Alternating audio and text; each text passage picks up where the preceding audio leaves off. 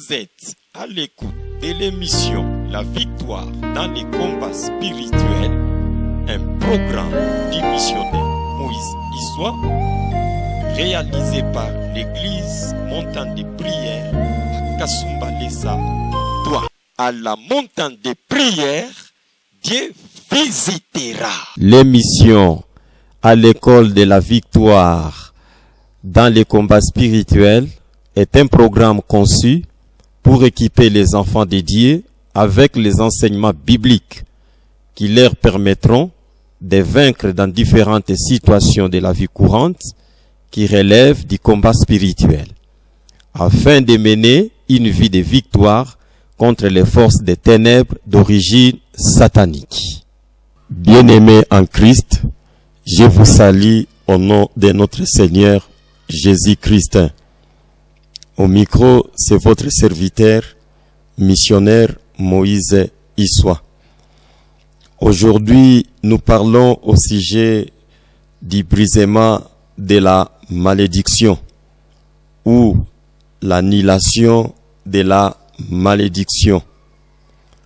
Beaucoup de gens, beaucoup de chrétiens sont en train de souffrir à cause des malédictions non brisées dans leur vie.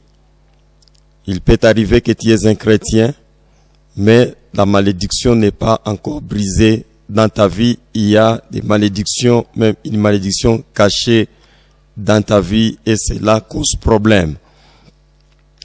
Avant tout, nous devons savoir qu'il existe des sortes de malédictions. Il y a ce qu'on appelle la malédiction divine. C'est une malédiction dont Dieu lui-même en est l'auteur. Et il y a aussi des malédictions sataniques d'origine satanique. Pour briser la malédiction, qu'est-ce qu'il faut? C'est ça, ce que nous voulons parler aujourd'hui. Quelle est la procédure pour briser la malédiction? Que ce soit la malédiction divine ou la malédiction satanique. Beaucoup de gens pensent avec beaucoup d'erreur que la malédiction est brisée par la repentance. La repentance fait partie de la procédure de brisement des malédictions, mais il faut savoir que la repentance seule ne suffit pas. Beaucoup de gens ont prié, ont fait des prières de repentance, ont confessé leurs péchés, mais ils se rendent compte que leur malédiction n'est pas brisée. Leur malédiction n'est pas brisée. Vous pouvez vous poser la question, mais ça peut même dépasser votre entendement. Je vais prendre un exemple dans la Bible. Nous voyons dans la Bible, dans les livres de 2 Samuel, c'est les cas qui concernent le roi David. De 2 Samuel, chapitre 12, des versets 9 à 12. 2 Samuel, chapitre 12, des versets 9 à 12.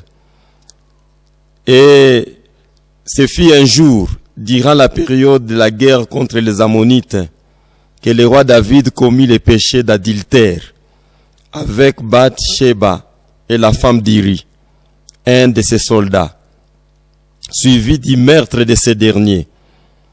Dieu jugea David par la voix du prophète Nathan, qui lui dit: tu as fait ce qui est mal à mes yeux. Pourquoi tu as assassiné Iri les Hittites? Oui, tu l'as fait tuer par les Ammonites et tu as pris sa femme pour en faire ta femme. Eh bien, à partir de maintenant, l'épée ne quittera plus ta maison. Il y aura toujours des morts violentes dans ta famille. En effet, tu t'es moqué de moi en prenant pour femme la femme d'Iri les Hittites. Écoute bien ce que je t'annonce. Je vais faire venir les malheurs sur toi, et ce malheur viendra de ta propre famille. Je vais prendre tes femmes sous tes yeux pour les donner à l'un de tes parents. Et celui-ci couchera avec tes femmes en plein jour. Oui, ce que tu as fait dans les secrets, moi je le ferai arriver en plein jour devant tout ton peuple. Quand le prophète Nathan a annoncé cette malédiction au roi David, le roi David s'est humilié. Retenez bien, il s'est humilié. Il s'est repenti et a répondu à Nathan, au prophète, en disant, je reconnais mon péché devant le Seigneur. Et sur ce, à cause de son humiliation, le prophète l'a dit, dans ces cas, le Seigneur te pardonne. Le Seigneur a pardonné au roi David, a accordé au roi David le pardon. Il dit, tu ne vas pas mourir. Mais dans cette affaire, tu as gravement méprisé le Seigneur. C'est pourquoi ton enfant qui vient de naître doit mourir. Effectivement, quelques jours après, Dieu envoie une grave maladie à l'enfant qu'il avait eu de la femme d'Iri, et cet enfant l'a mouru. Dans 2 Samuel chapitre 12, versets 13 à 19.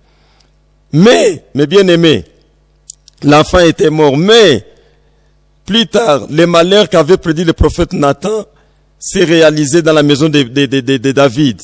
Il y a eu viol dans la maison de David. Il y a eu les meurtres dans la maison de David, rébellion, l'inceste dans la maison de David. Même son fils Absalom avait pris les concubines de David en pleine journée. Mais la question que nous nous posons, David s'était repenti et Dieu a dit que j'étais pardonné. Seulement l'enfant là qui était né de Bathsheba, l'enfant qui était né devait mourir. L'enfant était mort. Mais pourquoi toutes ces malédictions avaient continué? Les enfants de David s'assassinaient entre eux. Il y avait viol. Amnon avait violé sa sœur. Il y a eu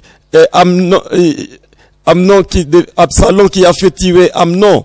Pourquoi la malédiction demeurait malgré la repentance? Et cela arrive aujourd'hui à beaucoup de gens. Même toi qui m'écoutais, tu t'es déjà repenti, tu as confessé tes péchés, mais tu remarques que la malédiction est en train d'agir. Tu es victime d'une malédiction, de maladie héréditaire. Et cette maladie héréditaire est en train d'agir toujours, malgré que tu t'es déjà repenti et tu es chrétien. Pour briser la malédiction, pour annuler la malédiction, mes bien-aimés, nous devons savoir, il y a 3 étapes essentielles. Trois étapes essentielles pour briser la malédiction. Pour comprendre cela, nous rentrons d'abord dans l'Ancien Testament. Pour annuler la malédiction dans l'Ancien Testament, d'abord, il y avait 3 étapes. La personne qui était censée être maudite, qui était victime de la malédiction de Dieu, devait apporter des boucs au niveau du temple ou bien au tabernacle. Là, on devait faire l'œuvre de l'expiation. Première étape. Deuxième étape, l'œuvre de la propitiation. Et troisième étape, le renvoi du bouc de Azazel. La personne apportait des boucs. Les premiers boucs étaient destinés à Dieu. Cette personne devait poser sa main sur la tête du bouc et il confesse ses péchés. Il se répand, il confesse ses péchés. Et on sacrifiait ces boucs. Le sang de ces boucs était apporté par les sacrificateurs, l'apportaient dans les lieux très saints où ils faisaient l'expiation. Ils mettaient le sang sur les cornes de l'arche de l'alliance pour faire l'expiation. L'expiation, c'est-à-dire enlever les péchés. Ils demandaient le pardon des péchés pour la personne.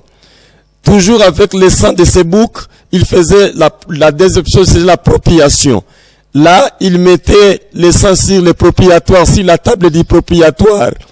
Pour la propitiation, c'est pour enlever la colère de Dieu. C'est-à-dire pour annuler la malédiction de Dieu. Et cela ne se terminait pas par là. Après, le sacrificateur sortait. On prenait le bouc qui était resté vivant à l'extérieur du temple. La personne qui était maudite posait sa main et il confessait ses péchés et il déposait sa malédiction sur ces boucs vivants. Et un des Lévites prenait le bouc vivant pour l'amener dans le désert, le renvoyer dans le désert, et on disait que c'est le bouc de Azazel. Azazel, c'était censé les démons qui habitent le désert. Et ces démons, c'est l'incarnation du diable. On devait renvoyer ces boucs chargés de la malédiction de la personne vers Azazel, vers le diable. Et après la personne rentrait, et la personne maintenant devait être bénie. Vous voyez ces 3 étapes, mes bien-aimés. Ça, c'est dans l'Ancien Testament. Mais aujourd'hui, nous ne sommes plus dans l'Ancien Testament. Dieu n'a plus besoin d'amener des boucs. de faire des sacrifices des animaux. Aujourd'hui, notre annulation des malédictions se fait par la puissance du sang de Jésus. La purification par le sang de Jésus. La première chose pour briser, maintenant nous sommes dans le Nouveau Testament, pour briser la malédiction, la première chose bien sûr c'est la repentance, que tu as déjà fait plusieurs fois, même des confessions. Tu t'es repenti, tu as confessé chez plusieurs serviteurs de Dieu, mais tu remarques que la malédiction est toujours là. Maintenant, après la repentance, parce que la repentance seule ne suffit pas. La repentance c'est ça, le service de l'expiation. L'enlèvement c'est pour enlever les péchés. Maintenant, l'appropriation, c'est pour maintenant enlever la colère de Dieu. Maintenant, dans le Nouveau Testament, il y a l'expiation néo-testamentaire. Comment se fait l'expiation dans le Nouveau Testament? Dans le Nouveau Testament, Dieu a dit quand quelqu'un se répand, les serviteurs de Dieu en accord avec la volonté de Dieu vont prononcer le pardon des péchés, ce qu'on appelle l'absolution. Ils vont demander à Dieu de pardonner la personne. La deuxième chose, le serviteur de Dieu a reçu le pouvoir de purifier même les lépreux. Il va prier pour la purification de la personne sans être maudite. Troisième chose, c'est le renvoi des boucs d'Azazel. Le renvoi des boucs d'Azazel consiste au service de l'exorcisme, au service de chasser les démons. Parce que quand la malédiction de Dieu tombe dans la vie d'une personne, en même moment, la personne est privée de la grâce de Dieu. Les démons aussi vont prendre prise de cette personne-là. C'est ainsi, après avoir se repenti, il faut demander la puissance du sang de Jésus pour la purification. Et troisièmement, il faut chasser les esprits mauvais qui avaient pris possession de votre vie à cause de la malédiction de Dieu.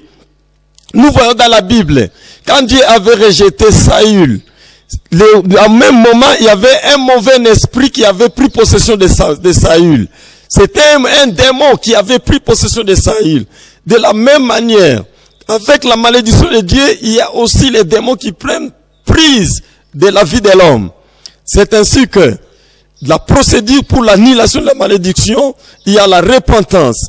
Après la repentance, il y a le pardon des péchés avec la repentance. Après la repentance, le serviteur de Dieu va prier pour la personne. Va prier pour demander pardon à Dieu, pour faire l'absolution ou bien l'œuvre d'accorder le pardon. Et deuxièmement, le serviteur de Dieu va prier pour demander la puissance du sang de Jésus, pour essuyer, pour annuler la malédiction, pour enlever la colère de Dieu. Et troisièmement, c'est l'œuvre de chasser les démons. C'est ça l'œuvre même qui entre maintenant dans les combats spirituels.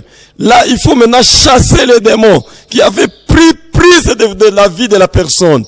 Au nom de Jésus. Voilà, mes bien-aimés, les trois étapes. Peut-être tu n'as pas encore accompli les trois étapes. Tu t'es repenti. Mais un serviteur n'a pas encore prié pour vous. Pour demander de faire l'absolution, pour la purification par le sang de Jésus, et même pour chasser les démons qui ont pris prise de votre vie.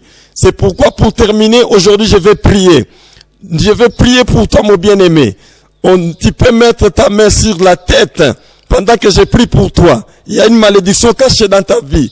Tu es en train de voir la manifestation de la malédiction dans ta vie. Une maladie héréditaire qui ne se termine toujours pas, cachée dans ta vie. Tu es en train de souffrir. Mais bien-aimé, même moi, avant que je connaisse toutes ces procédures, j'étais chrétien. J'ai crié au Seigneur, mais je souffrais de la malédiction de famille qui s'est manifestée sous forme de rhumatisme. En tant que chrétien, je servais le Seigneur, mais le rhumatisme se manifestait toujours. Jusqu'au jour où j'ai été bien instruit comment on brise la malédiction, et voilà, j'avais reçu ma guérison. Bien-aimé, ce message est tiré de notre livre intitulé Le brisement de la malédiction. Regardez dans Facebook, dans Publication Moïse Issois, vous allez trouver toutes nos publications. Et si vous voulez faire la commande du livre, faites la commande du livre toujours par Facebook, par Internet.